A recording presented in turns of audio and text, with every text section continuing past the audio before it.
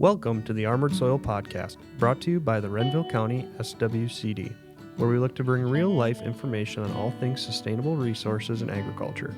We believe that soil is invaluable and that protecting our soil is the key to sustaining all aspects of life. Please like and subscribe to our show wherever you get your podcasts. The information you will hear about is personal experience and is no way economic or agronomic advice. If you are interested in implementing these practices or techniques you hear about, we recommend you reach out to your agronomist and our CS office or local conservation district for ways to work them into your operation. For more information about our liability or podcast, please visit our website at renvilleswcd.com.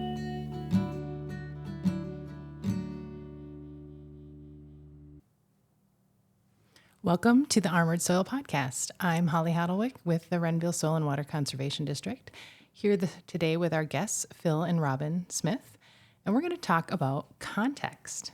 Welcome, Phil, Robin. Good morning. So I'd like to encourage listeners to go back and listen to some of our former episodes where we're talking about the soil health principles that we hear about all the time, right? Context, minimize disturbance, armoring the soil, looking at adding livestock, biological impact of having diverse covers out there. Those are all the principles we hear about all the time. But today we're going to talk about a sixth one, context, right? So what is context? Context to us is, it can be a lot of things, but it's what is your ultimate goal of what you're trying to accomplish? What are the assets that you have to work with? What is the farmland that you have to work with? Those are some of the context we were looking at. Yeah, your why. Mm-hmm. Yep, exactly. Your why. Exactly. Perfect. So tell us about how long you and Robin have been farming. Well, we just completed our 45th year of farming. Congratulations. That's awesome. Thank you. Both right out of high school, and basically our first farming year was the year we got engaged. So it's easy to remember both then, right? Yes. Yep. Helps keep Phil out of the doghouse, maybe, Robin? A little bit. Well, that's exciting. So I'm sure you've seen a lot in that 45 years of change and just around the industry, I'm sure.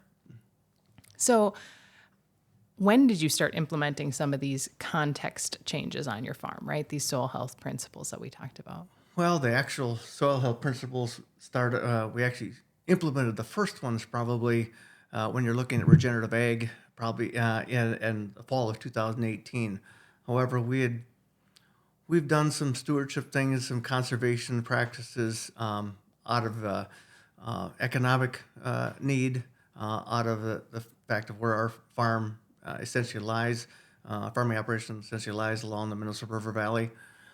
We've been don't-tilling soybeans in the corn stalk since 1992. We've done reduced tillage prior to that, prior to the regenerative ag move, probably 10, 12 years prior to that. We've reduced or changed some other practices as well during that time period, using only, we had access to turkey litter for probably 6-7 years prior to the regenerative ag change. So we've implemented other things going into the regenerative ag movement as well. So you keep talking about regenerative ag. Let's tell our listeners, what is regenerative ag? Basically regenerating the soil, regenerating the microbial activity in the soil, which then relates to healthier soil, which then relates to a healthier production, which then it relates to healthier food and onto a healthier humanity. Perfect.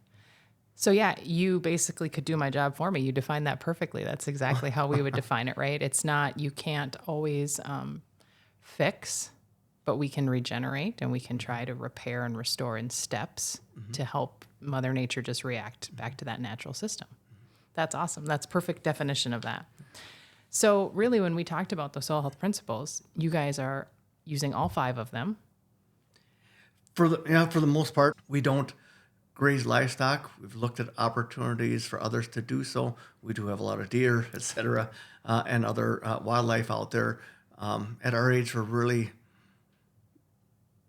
not interested in starting to build fence, et cetera, et cetera. But for the most part, yes, we are implementing all of the principles.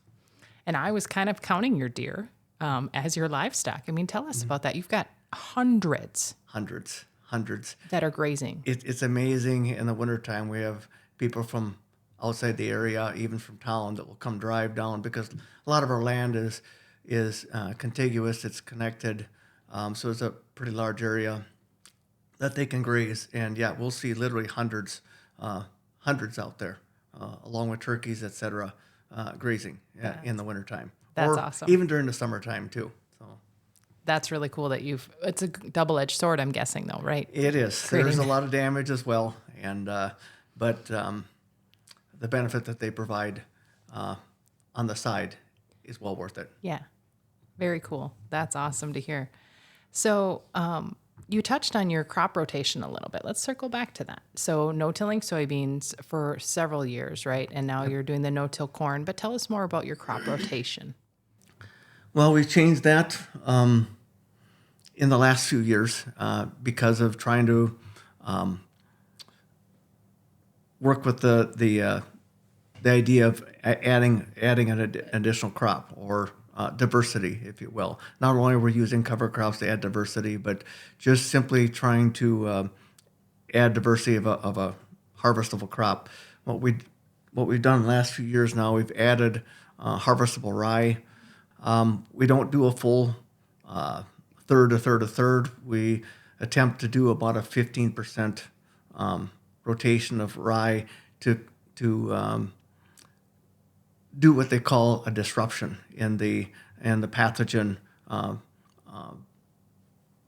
rotations, and that certainly has helped. Okay, interesting. So that crop rotation has changed. Has that also changed your context too, around maybe the way your life as a family operates on the farm, with different cropping seasons as far as harvest, and has that changed? Not a ton, because it isn't a major change, Sure. but because there are other opportunities. But we have it does reduce some time in the fall, of time that needed in the fall. So we add something in the middle. We do some seeding of the harvested rye with cover crops. Again, it just adjusts some of the workload as well. So, and our situation hasn't changed a great deal. So. Sure. So, well, and as a farmer, you're working all the time anyway. So whether you're harvesting something early or not, that maybe doesn't change. Yeah. It doesn't matter what you're doing during the season. Changes what you're doing. Yeah. Perfect. So, with that change in rotation, has that also changed your planting equipment and what you need to have on the farm as far as equipment needs? Yeah, since we've gotten rid of all the tillage equipment, obviously, the field cultivator, and we haven't deep tilled for a number of years, but any major fall tillage equipment is all gone now. We did kind of do it in steps as we transitioned, because you just got to get used to it. But our corn planter is what they call a concert till. It's meant for reduced tillage, and the idea behind that, actually we got it before we started regenerative ag, because we had a lot of residue we were already dealing with, and we did improvise with that as well. It did have single coulters in the front. We found that adding cover crops changed the structure and composition of the soil in the spring. It was much more mellow. We didn't need that in there, and actually it was causing more problems because it was pulling up mud. And so we tossed them away. And I think you can do a lot of this with just a regular conventional corn planter if you choose, once you get into this. We did add a no-till drill, which we use extensively, not only to plant the soybeans, to plant the rye, but also all the cover crops that we use as well. So that was one major purchase or exchange for the tillage equipment that we did. Some of the other changes was reduction of need for horsepower is significantly less. The capital needs for equipment is less.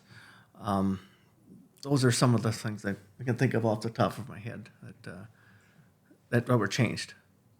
And all of that is part of the context too of just change, right? As humans, What are the two hardest things, right? Admitting that we're maybe should be doing things differently, and then changing. And changing takes time, right, to find that piece of equipment, and then for you to maybe find the comfort with operating it as well. Yeah. And I do want to say, we're not trying to tell anybody how to farm, Yeah. but what we're saying is there are things to learn, that we can do things differently. And the results might surprise you. Very cool. So we were talking about that crop rotation and equipment change. What about the chemical and seed and all of that? Did that change for you as well, having to think on your agronomic side differently too? Yeah, it did. There's been a significant reduction. In fact, we were visiting about this morning before the interview. One of the significant changes is we haven't used insecticide or fungicide since we started. And part of that is because of the health of the soil, the beneficial insects, they all come back, and Mother Nature kind of takes care of itself as God intended, and that impacts as well. We've reduced herbicide use quite a bit, and in some cases significantly, depending upon conditions, and every year is a little bit different. Yep. On the synthetic fertilizer side, we've reduced significantly, and maybe we'll chat about that as we go forward. Yeah, because it does seem like around this topic, there's just a lot of maybe reluctancy just for unknown, right? Correct. What does this mean? What does this change? Had a recent conversation with a farmer that said, I know how to farm this way conventionally. I don't know how to farm this other way. I know the same 6 chemicals that I need, pesticides, all of that. And it's maybe just that unknown that makes people reluctant. Right. And I think part of it with production agriculture has been that the focus is on yield. Everything is about yield. That's good, but what pays the bills or makes us a living is net profit per acre. And we've also been able to significantly reduce synthetic fertilizer, quite significantly. We haven't added phosphorus or potassium since 2018, 2019, and still maintaining yields for the most part. There's been some ups and downs, some challenges, there's no doubt about it, but those are significant cost savings. And then also on other savings is fuel usage. Reduction in horsepower passes across the fields. Just an example, we added when we planted the covers after harvest in the soybeans and corn after harvest, the cost of fuel was figured it out was 0.6 of a gallon per acre was all we spent in fuel doing those 800 acres. Wow, 0.6 of a gallon. Yes, per acre. Per acre, that's huge fuel savings. Yeah. So, when it talks about really that's our tillage pass in the fall. Yeah. That's amazing savings. Again, it comes back to, do we get the top end yields? May or may not, but the significant savings in all these that we previously listed is quite surprising. Yeah. And ultimately, you're a business. Correct. And in a business, you still want a balance sheet that's going to show higher profit than less. And so that really is interesting context around that, and thinking about profit per acre versus the yield number. Correct. And that's what we've been pushed for decades is yield. That's really interesting. So the hard question, why did you decide to do this? Obviously, you've been doing it a long time, regenerative ag, with your no-till soybeans. But why did you really decide to jump all in, right? The no-till corn, adding crops to the rotation. You have covers. It's snowing out today. You have covers everywhere, or standing corn stalks. So why did you decide to go all in? That was a big question we talked about, and it. And I know Robin will probably add into this as well, but coming from what they say, corporate agriculture business, we wanted to retire or at least slow down, looking at trying to increase profit, and that was actually the first. The leading edge was seeking more profit per acre on the acres that we had, so it would allow us to spend more time with family, grandchildren, etc. And having done a lot of research and attended different events that were showing what might be possible, we decided to jump in. We've also been very conservation minded, again, living, and it doesn't matter where you're at, but we happen to be along the Missouri Valley. We've always been conscientious about conservation, et cetera. Part of that misunderstanding is, and we had it as well up until that time, was that conservation meant above ground. But really, where the impact comes is below ground. And that's something that's, once you start down this pathway, you begin to understand the impact it has on not only the soil, but on human health as well. Right. And I think that's where, when our family started jumping in on the human health side, starting to understand the impact that it has on our food supply, the whole family jumped in with both feet. So let's unpack that a little bit. What do you mean by that? I know you touched on it earlier that healthier soil is healthy food, but what does that really mean for your family? Well, chronic illnesses, stuff like that, how food impacts that. When we talk about healthy soil, the nutrient density of that, of the food or the product production that comes from that, whether it's meat, whether it's the grains, etc., is significantly higher on healthy soil. It comes directly from the soil itself. That's the way it was meant to be. And as consumers begin to understand that, we sincerely believe that they're going to demand it, and the push towards that is going to become significant. I don't know if I'm answering your question. Yeah, no, you are. Feel free. Anything that you have to add to that? Just a healthier soil, healthier people, healthier guts, healthier living. Yep. Yeah. Well, And less risk for you to be exposed to pesticides, correct. herbicides, all the things, right? To just Correct. kind of minimize that exposure. Correct. Yet still maintain the profitability levels that we expect to have. I think that's a misunderstanding too, is that we're going to reduce our profitability levels when we seek to go this direction, and it's really untrue once you begin to understand.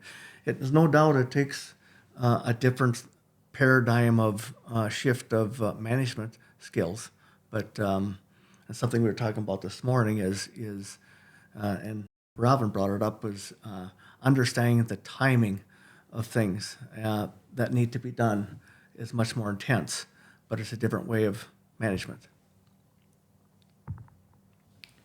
That's really interesting thinking about the management, right? It's probably something that you think about more in the last 5 to 7 years, right? Just what is this next step then, right? Because the management of, I have all these cover crops out there. How am I going to manage them? Or management of rye harvest in the summer and all of those different moving pieces that can really impact that. So have you seen, you touched on the soil a little bit.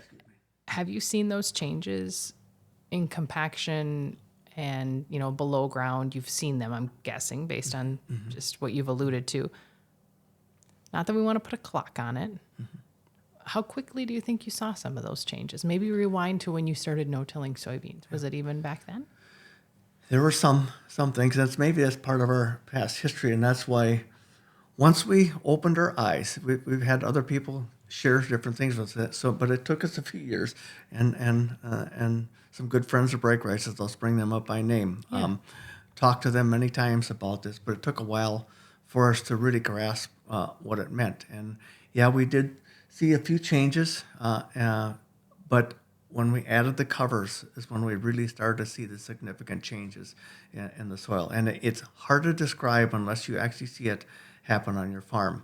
When you talk about compaction, that's a misunderstanding too. And yeah, without covers, there can become some compaction, because what you need is the microbial activity, the earthworm activity, etc., to build that soil structure. And it's not really compaction. It's not as we thought we understood it.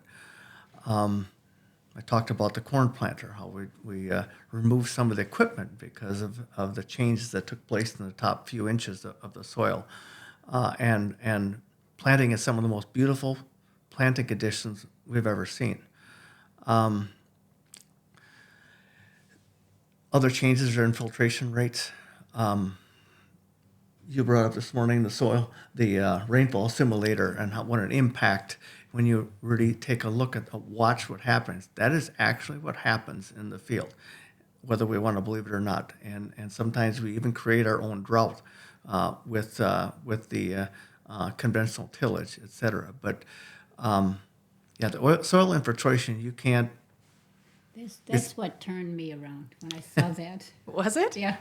Very cool. Yep. Had a great impact. It just on her that way. So Yeah, it's really visual, right? To just see it, that movement. Yep. The one of the other things, because we did some rotational grazing as well back in the 1990s, as we were seeking to find more profit per acre. Having started looking at the regenerative ag, reflected back to when we had that, actually it was some tillable ground that we converted into a multi-species pasture, and rotational grazed it for about 7 or 8 years. And then when we started with our seed business, we just had too much to do, and we end up tilling that up. But the first 3 or 4 years that we raised crops on that, and it was actually a very marginal piece of soil, were absolutely stunningly phenomenal. We'd never seen anything like that. And when we started looking at regenerative ag, it started to come to light. The light bulb came on as to what was going on under the surface of the soil. So you almost had a settlement type situation, right? When we became, the breadbasket, right? When we started first turning over the prairie. And exactly that scenario. First 2 to 3 years, it was fantastic. Yeah. And then we depleted all those nutrients that were in the soil profile, broke down the soil organic matter. Yep. And we changed it. And that's what I think a misunderstanding is, that we don't focus on the soil and what the microbial activity actually does. The nutrients are there. We just have to unlock them, make them available to the plant, instead of adding them synthetically. If we can provide that microbial activity to make those nutrients available, we don't have to pay for them. So that makes me ponder a question that I've often wondered is, in that no-till, when you were no-tilling soybeans, did you notice less breakdown of residue and microbial activity, even in that no-till system, because you didn't have the diversity that you have now with your cover crops and your rotation? Do you remember noticing that or thinking about that as you transition? Because that's something that we often talk about, right? Because you're doing all no-till, and no-till doesn't work. My soils are cold. My soils are wet. Yep. No, your soils don't have biological activity. Exactly. Spot on. We have a very diverse the land that we farm is very diverse. We have some very marginal soil along the river bluff here that is acidic, but and low organic matter, to some stuff that is very high pH, high soluble salt, heavy black. It can be done anywhere. It really can be. I don't buy, we don't buy that excuse. It's too heavy, it's too black, we're too far north. Yeah. There are people doing it in North Dakota. I mean, it's just, and you know the names, so it can be done. But the context is different. You have to do things a little bit differently. You just, again, it comes back to your own farming operation, your own land that you farm. It has to be done differently on each farm. Yep. They're all unique. So differently on each farm within your farm, are you having to even diversify seed varieties throughout the farm as well? Or are you able to use the same maturity, or what does that even look like? Does it get that complicated? Yeah, it has changed, but I do want to revert back to your question. I almost forgot to respond. Once we added the covers to the no-till is when we started to see the residue, for lack of a better word, break down much quicker. And as it gets healthier, it's amazing, because I get asked many times, how do you deal with the residue? you'll be surprised as the healthier soil increases, how much quicker that residue disappears. And it almost, in some cases, begins to be a problem because you're having a more difficult time to keep the soil covered, which is one of the soil principles. Now, getting back to your question about maturity, stuff like that, we have moved a little bit early. We talked about this as well. The maturities have moved earlier because the plants are healthier and they act later and we're able to get yield, and if that's what your focus is, with earlier maturities as we did with the later, simply because they are healthier. Sure. The plants are healthier.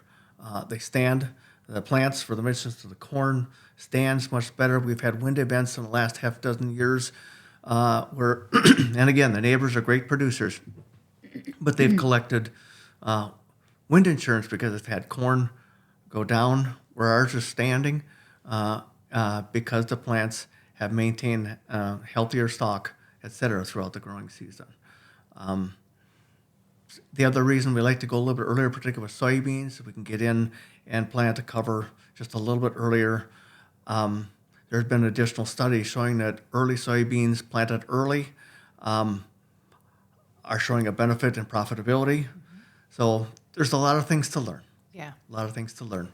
There's a lot of misconceptions that need to be worked through in one person's own mind. Sure. So.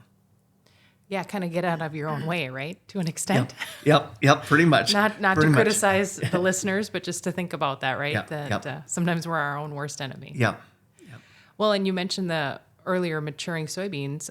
Joe Atlas and Kyle Richter did a previous podcast talking about that, and they were really talking about before you put any corn in the ground, all your soybeans are in the ground. Yep. We've started to make that shift as well, planting our soybeans before the corn. Yeah. Corn likes things a little bit warmer. Beans are a little more resilient. I think the one thing that we would say is focus on maturities that have good early vigor, not only in the corn but in the soybeans as well. And also planting, being mindful of the weather. If you're going into a 3 or 4 day real cold snap, the key is having a couple of days, 28 to 48 hours, for that seed to imbibe warmer moisture for germination. That is a real key. Once it does that, it can withstand quite a bit more. So what would you say is probably the biggest change or biggest thing you've seen in this switch and in this transition? And it can be for the farm, for your family, whatever you think. We can go wherever you want with that. Okay. Obviously, the focus is on profit versus yield as the one thing. But I think the whole paradigm shift of living things versus killing things, that life below the soil, life above the soil, the whole thought process regarding that has changed. It really has. And that's about as simple as I can make it. No, that's really true. And you talk about above and below, and one of the things around context that sometimes people question and wonder is, what are the neighbors going to say? What are the neighbors going to think? Is that part of the context too? Just letting that roll off? And I'm not saying that your fields don't look great, because I think they look fantastic. But it's just sometimes that it looks different. Yeah, it does. We've chatted about that too. Gee, I wonder what the neighbor's thinking today. But to be honest with you, you have to shed that. That really doesn't bother us. They said you were crazy. Huh? You've heard you were crazy. Yep. There's been certain things where, maybe we're going broke, we couldn't afford tillage, et cetera, et cetera. But I have to chuckle because when the first year we interseeded the corn with a drill, and we're out there with a drill seeding some seed when the corn is V3, V4, and there was more traffic going by than we had seen in a long time for the first few years. And but as time went on, neighbors started asking questions, starting to understand. Not saying that they're going to convert over, but certainly appreciated the fact that they're willing to ask questions and understand what we're doing and why we're doing it. And it just takes time because it is different. It's a complete paradigm shift of thinking, and it's not what we've done for the last 70 or 80 years. And that was. You just can't worry about what other people think. Do we have a few extra weeds maybe in a field? Yeah, but that's the other thing. Landlords have to understand what is being done to the soil, or what is being the value that is being created in the land that they own. And it isn't necessarily above the ground, but more importantly, what's below the ground is going on. Yeah. So. So, Robin, you mentioned that people think he's crazy. Is that maybe his parents a little bit too? Because you mentioned farming for 70 or 80 years. And Yeah, his dad was one of them.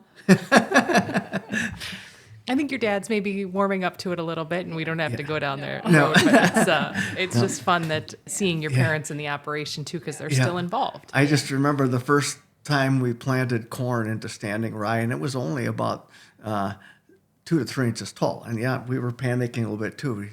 He just looked at me and said, "What are you doing? Is that going to actually grow through that?" So, but they've really warmed up have seen the success that we've had, and they've begun to understand the concepts behind it. So Very cool. That's awesome that they can be still part of the operation. Yeah. So, what's the biggest piece of advice that you would give other farmers that are listening to this podcast? So they're clearly thinking maybe about it if they're listening to this podcast, or they might be family or friends of the staff and got sucked into listening. So either way, what do you think is the biggest piece of advice? There's I guess a number of things, and we literally just talked about this morning too, and she brought it up, was the timing of things, the necessity of doing things intentionally. You treat the covers as important as the harvestable crop. Shift your way of thinking from killing things to providing a living space for the microorganisms that are in the soil. Not worrying about what the neighbors think. You have to be your own thinker. You have to think things through. Not being afraid to try something. I would add that I've seen where some have tried to do too many things at once, and I really would strongly suggest that you take baby steps like what we did, a little piece at a time, so that, because you need to remain profitable as you go along. Otherwise, it's not going to work. And so that would be another piece of advice as well: is take your time, be comfortable with what you're doing, try things on a smaller scale, and then being intentional. I'm repeating myself, but being intentional about doing things in a timely manner, because it does become more important. Your management skills become much more important. Conventional systems have a little more leeway, have a little more forgiveness they can get by with, and mistakes here can cost you real quickly if you aren't intentional. Yeah. And I would agree. A lot of the conversation we have is it's important to do this in small steps, because while we know all the principles are going to have value and have a benefit, it's really kind of beneficial to understand which change maybe had the most profound, right? So one of the first things we talk with people about is, how can we reduce that tillage? How can we stop breaking up that aggregate, stop destroying the biology's home? That's really a first big step. And then do we try small mix of cover crops, 1 or 2 species, and then 3 species, and just kind of make those incremental changes across the farm, and just so you can really measure the value and see what that does. And the ultimate goal is to remain as profitable or more profitable than when you started. Absolutely. This isn't all just about stewardship. Right. They have to go hand in hand. Yeah, it's really a balance, and that's exactly it. That's not what we're trying to do in conservation at all, is to stifle profitability, but it's just finding that balance. Yep, that makes a huge difference. So you don't have to tell me the numbers, but bottom line is, based on your context, you're more profitable. Yes. And that just makes everything easier too, right? Yes. We've been able to maintain yields or slightly lower. We've had a couple of challenging years the last 2 years. I'm basing it off the previous years to that, but 2023 was extremely dry, the driest we've been since 1988. Last year was challenging for most everybody with the wet conditions, but yeah, we've been able to maintain yield.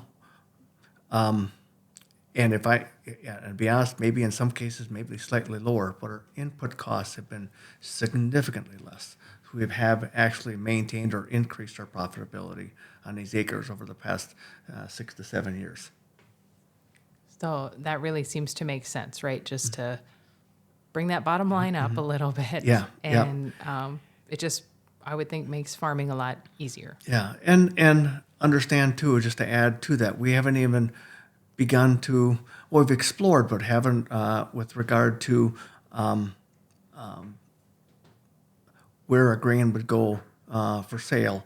The premiums that we believe are coming for regenerative products, we haven't even added that profitability portion to this. It's just simply doing it, farming still, or selling our products to a conventional system as well. Yeah, I think you're right. Down the road, I think there will be some markets. We've seen a few of that in the area in southern Minnesota. There's now that oat processing facility that's based on regenerative oats. And I think there's some opportunities out there. Yep, there's we just see that going up from here, which will increase the profitability as well. Yeah, that's awesome. And that's really the goal. It's a business, back to that, Yep. and figuring out how to maintain that business is valuable. Yep. So is there anything that when I asked you guys to be on the podcast, you were hoping we would talk about and we didn't talk about today? Not really, except I'll just add that this is bigger than we believe. This is bigger than we realize, because it relates ultimately to human health, and once you start to understand the bigness, for lack of a better word, of this, that it's way more than profitability. It's way more than just stewardship. That healthy soil equals healthy food equals healthy humans. Once you start to connect those dots, it has a lot more meaning to us as a couple, as a family, than we ever understood when we began this journey. That's really powerful. You're exactly right. It's a lot bigger picture, and there's so many moving parts behind it. Yes. So. Yes. Well, thank you so much for being our guest today, and hopefully people continue to subscribe and listen to the Armored Soil podcast. Thank you, Phil and Robin. You're welcome.